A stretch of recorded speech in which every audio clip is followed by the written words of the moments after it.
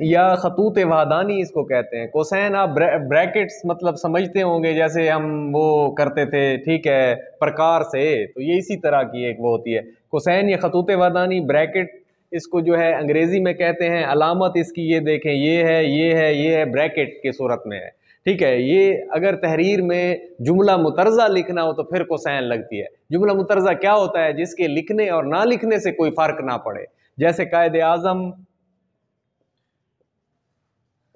جو بانی پاکستان ہیں کا مزار کراچی میں ہے۔ اب اگر اس کو ختم کر دیں آپ تو قائد اعظم کا مزار کراچی میں ہے۔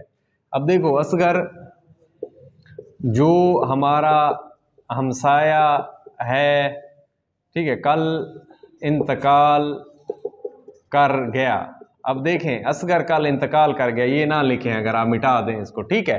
تو اسی طرح جو ہے نا علامہ اقبال